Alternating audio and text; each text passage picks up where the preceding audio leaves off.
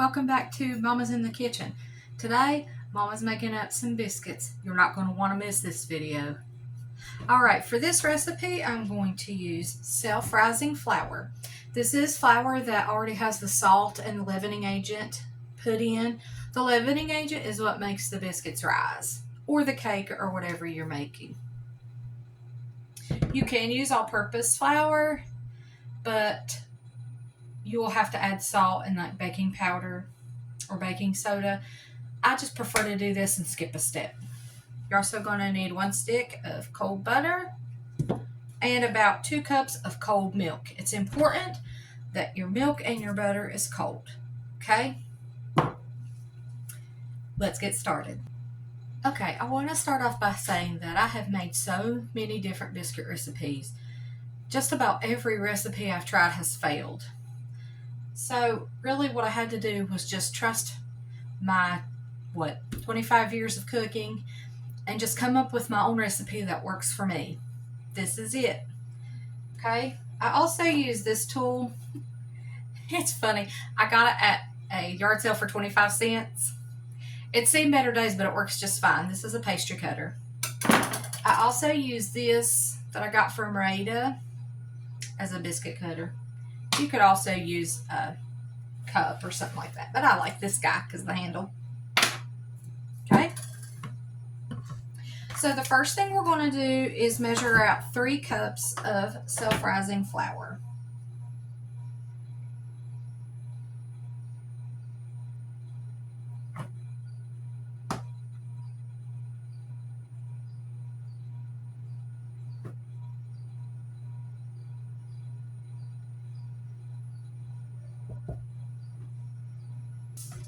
Okay, I think this might be a little better. So I'm just going to cut this into smaller pieces. It doesn't have to be perfect, but I'm just going to do this and save myself just a little bit of time with the pastry cutter. Okay, this is what my butter looks like. Okay, so now I'm just going to take this pastry cutter and just kind of cut it into smaller pieces. You don't want any huge clumps of butter in there. This is way too big. You want it to be small. Pea size, maybe even smaller than that.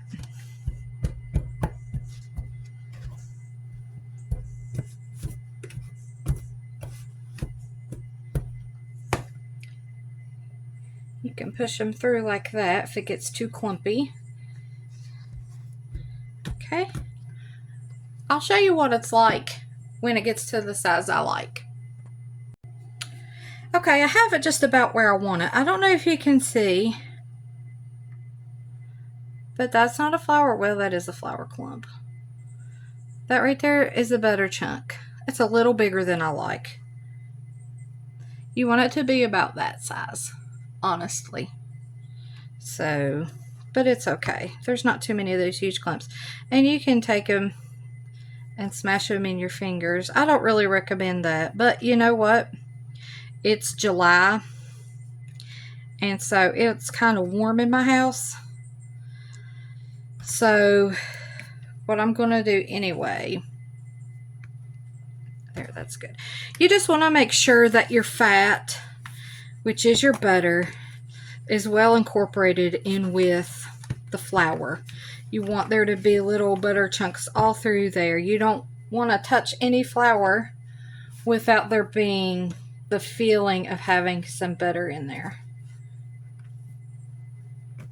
Okay, that looks good.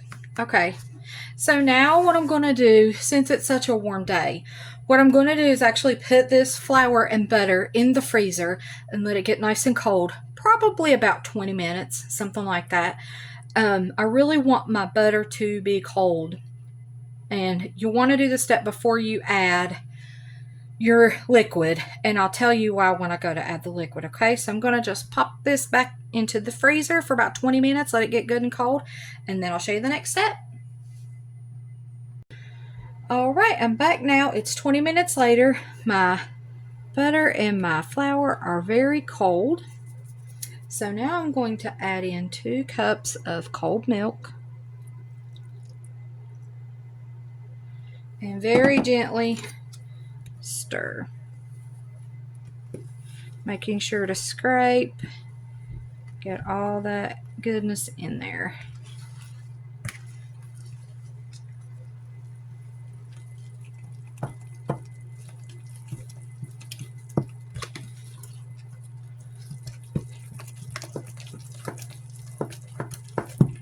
Okay, you want to be real gentle with this batter. I'm going to add just a toot more flour here, just a toot. When using self-rising flour, you do not want to over mix. You want to mix as little as possible. Okay, that's looking good.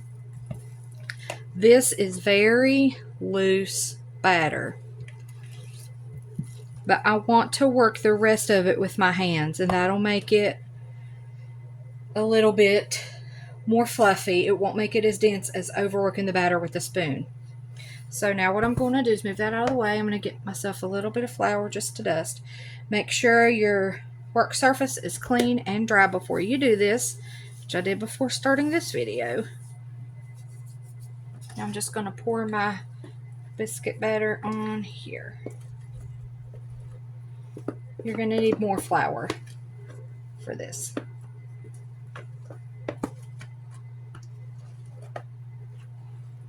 Now, if you don't want to make regular biscuits, you certainly can make drop biscuits with this, and that would be just as good. If you'd like to see a video on drop biscuits, let me know in the comments. I'm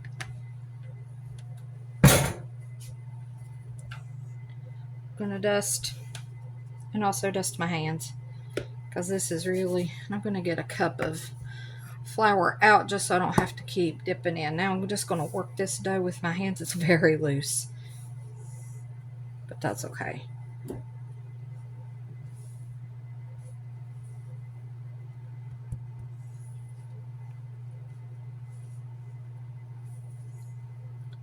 It will thicken up.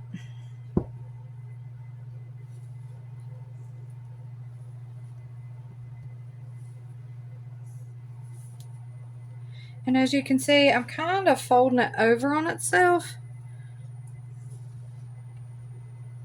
As we work our dough, this is going to create layers in our biscuits. And that is 100% what you want. This dough is very loose.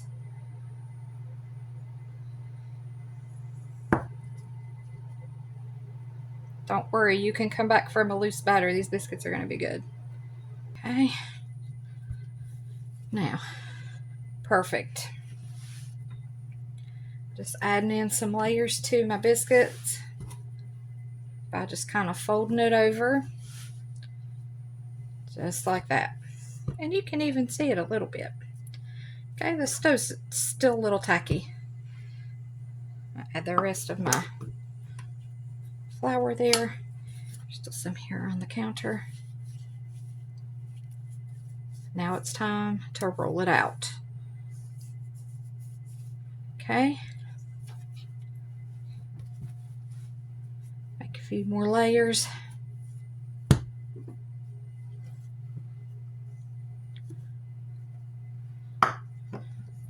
Okay. Push it out just a little bit. I don't know if you can see it, but there's like a butter chunk right there, and there's a butter chunk right there. Oh my goodness, guys, it's going to be so good. Okay, my dough is ready to roll out. While I do that, I'm going to preheat my oven to 400 degrees.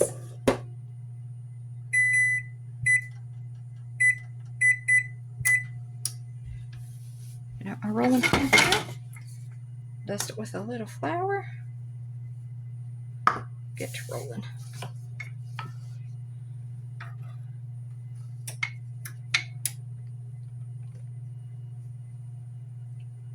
Now, if you've not overworked your dough,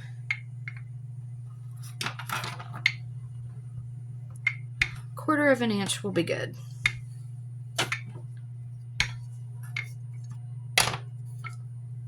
That's thickness. Oh man, can you see that butter right there?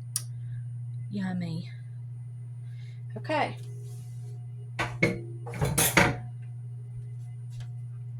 be right back to show you the next step. Okay, I'm just going to use a silicone mat on a baking sheet for my biscuits. And after I get them all cut out and placed on there, I'll show you what that looks like. Alright, now I'm just going to take my little biscuit cutter here, as close to the edge as I can, and cut one out. Sticky on there still, but that is okay. Can you see the layers already in the dough? Okay, we're going to just cut them.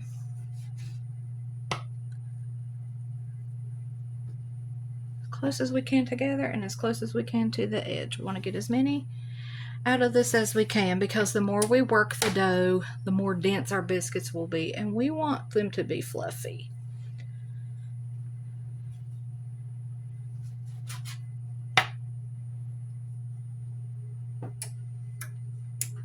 And if they're a little sticky on the bottom, that's okay. Just kind of pick them up gently as you can.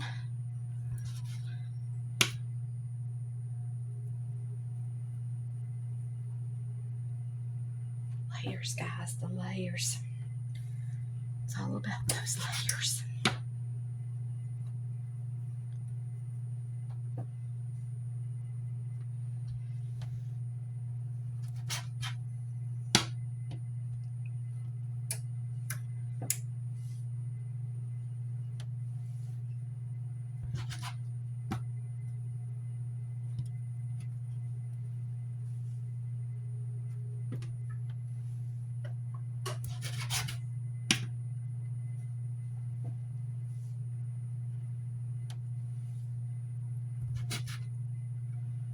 Okay, now we do have some dough left. That's fine. That's not a big deal. Now, when I'm making biscuits, there's something that I like to do. I like to take a piece like this, and I just bake it with the biscuits. Might do 2 or 3 like that. That way you don't have to eat a whole biscuit just to see if they taste good. And also, you can give your loved ones samples without giving them a whole biscuit. Okay, we'll work this one more time. Okay, here's what they look like. Getting ready to go into the oven. I'm going to bake these at 400 degrees for about 10 to 15 minutes. The last 5 minutes, I'm going to brush the tops with melted butter. And of course, you want to check, you want them to be golden brown. I'll show you what these guys look like when they come out of the oven. I know you're as excited as I am. Stay tuned. Okay, this is what the biscuits look like after cooking for about 15 minutes. You can see how much they've risen. They're not quite done yet. So now I'm just going to put some melted butter on top because they're looking a little pale.